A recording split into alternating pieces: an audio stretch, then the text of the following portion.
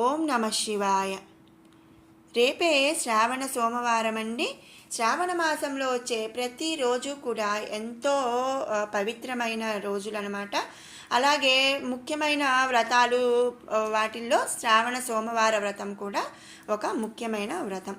ఈ శ్రావణ సోమవార వ్రతంలో ఆది దంపతులైన శివపార్వతులను పూజిస్తారు. పురాణాలను అనుసరించి సోమవారపు వ్రతాలు ఏంటంటే 3 రకాలుగా ఉన్నాయి. అవి ఏంటంటే సోమవారం, 16 సోమవారాలు, సౌమ్య ప్రదోష్. ఈ అన్ని వ్రతాలలాగే ఈ సోమవారపు వ్రతం అనేది పాటించాలి. శ్రావణ మాసంలో ఈ సోమవారపు వ్రతాన్ని పాటిస్తే చాలా శుభాలు కలుగుతాయని మన పురాణాలు కూడా చెబుతున్నాయి. శ్రావణ సోమవారపు వ్రతాన్ని సూర్యోదయానికి ముందు ప్రారంభించి సాయంత్రం వరకు కూడా పాటించాలి. ఈ పూజ అయిపోయిన తర్వాత సోమవారపు కథను వినడం కూడా తప్పనిసరి అన్నమాట.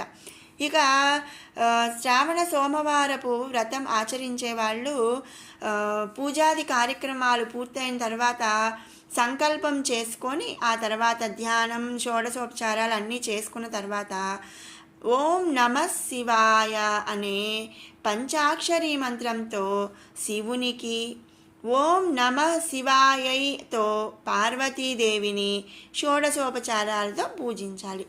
ఆ పూజ అంతా అంటే పార్వతీ పరమేశ్వరుల పూజ అయిపోయిన తర్వాత సోమవారపు వ్రతానికి సంబంధించిన కథని వినాలి. ఆ కథ విన్న తర్వాత అప్పుడు ఫలహారం లేదా భోజనం అనేది చేయాలన్నమాట.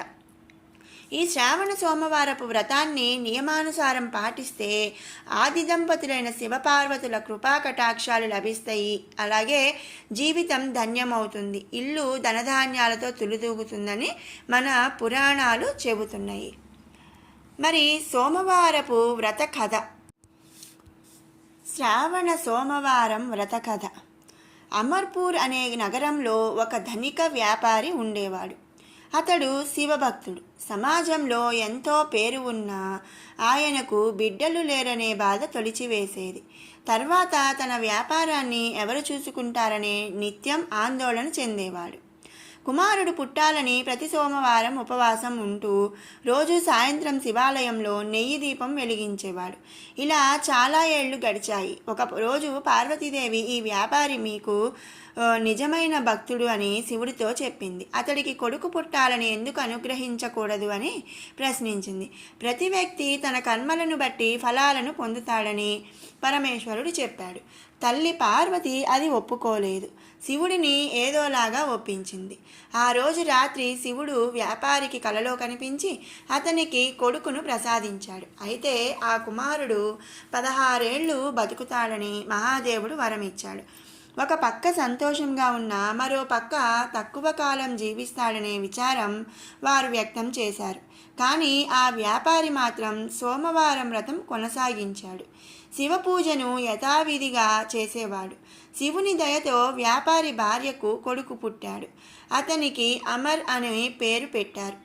12 సంవత్సరాల వయసులో అతను తన మామ దీప్చంద్తో కలిసి కాశీకి చదువుకోవడానికి వెళ్ళాడు. దారిలో ఎక్కడైతే రాత్రి విశ్రాంతి తీసుకున్నాడో అక్కడ యాగాలు చేసి బ్రాహ్మణులకు భోజనం పెట్టేవాడు.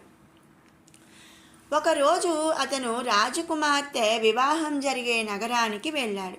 తన కుమారుడికి ఒక కన్ను, చెవులు ఉండటంతో వరుడి తండ్రి ఆందోళనకు గురయ్యాడు. వివాహం జరగదేమోననే భయం అతన్ని వెంటాడింది.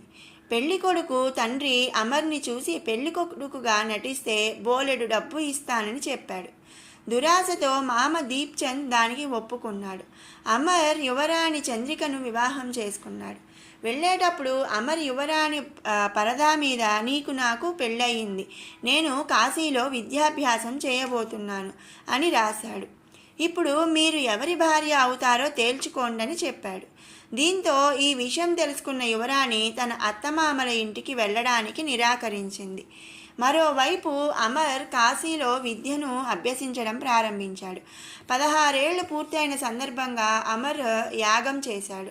అన్నదానం, దానాలు, దక్షిణలతో బ్రాహ్మణులు సంతృప్తి చెందారు. ఆ తర్వాత రాత్రి సమయానికి శివుడి కోరిక మేరకు అమర్ ప్రాణం విడిచింది. అమర్ మరణ వార్త తెలిసి అతని మామ కన్నీరు మున్నీరుగా విలపించారు. చుట్టుపక్కల జనం గుమిగూడారు.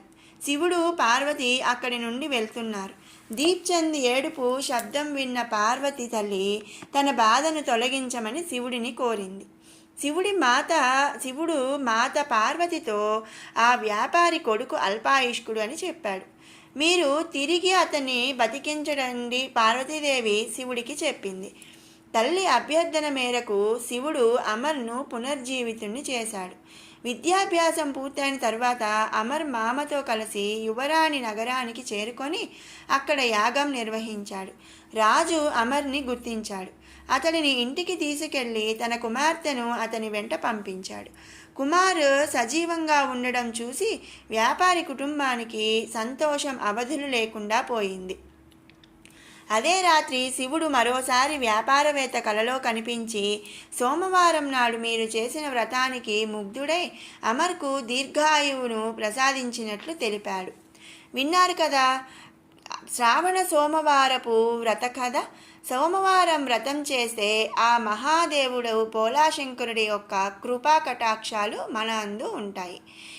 ఈరోజు ఏమీ చేయలేని వాళ్ళు కూడా ఓం నమః శివాయ, అలాగే ఓం నమః శివాయ అంటూ ఆ పార్వతీ పరమేశ్వరులను జపించినా కూడా ఆ తల్లి పార్వతి అలాగే శివుని యొక్క కరుణా కటాక్షాలు మనపై ఉంటాయి. ఓం నమః శివాయ.